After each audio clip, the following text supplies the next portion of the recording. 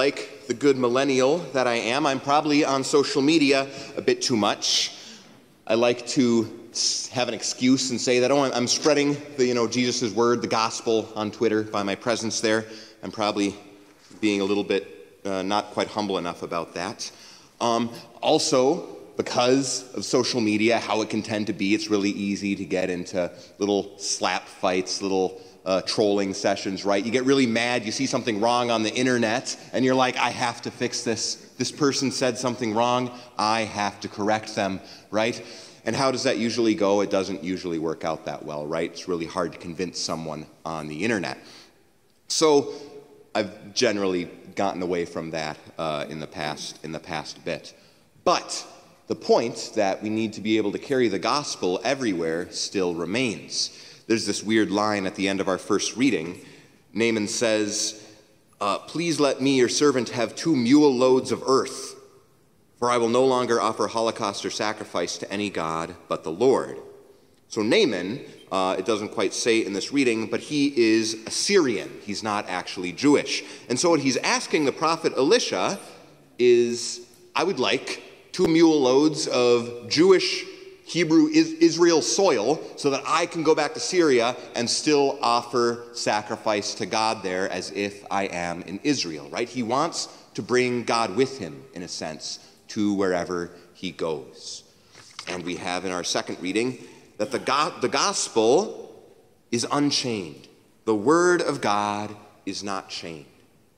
We shouldn't let ourselves feel that we need to be silenced or that we need to be quiet about the gospel. We need to be able to bring the gospel to every area of our life, to not be afraid to speak out about Jesus Christ, to not be afraid to speak out about the truth.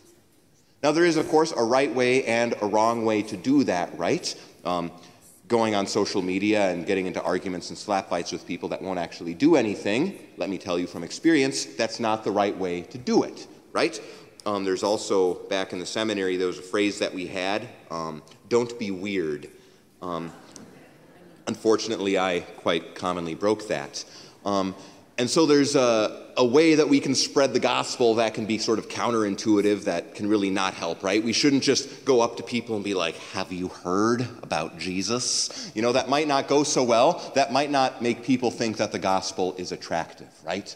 But we want to go about spreading the gospel in ways that are appealing to people, in ways that they can receive what we say and not be afraid to bring that gospel to every corner of the earth. To not be afraid to take our metaphorical 2 mule loads of dirt to whatever realm of our life that might need Jesus, right? To our work, to our friends, wherever it might be, where we realize the gospel hasn't quite been spread here. The good news of Jesus could be planted here, right? And so it's then that process of discernment saying, in this group, is there a way that I can talk about the gospel that isn't weird? Is there a way that I can talk about the gospel that will be fruitful, that will bring about fruit, right? We hear Jesus say in the gospel that if you're not received somewhere, to knock the dust off of your sandals and to leave, right? We shouldn't cast our pearls before swine, make great effort where we know that it probably won't actually work, right? Save our efforts for elsewhere. But to have that process of discernment always going on in our heads, always in a loop. The word of God cannot be chained. We shouldn't just have it locked in our hearts and just saved up for our own little personal life, right? The faith is not a private affair. The gospel is not something that is meant to be kept private.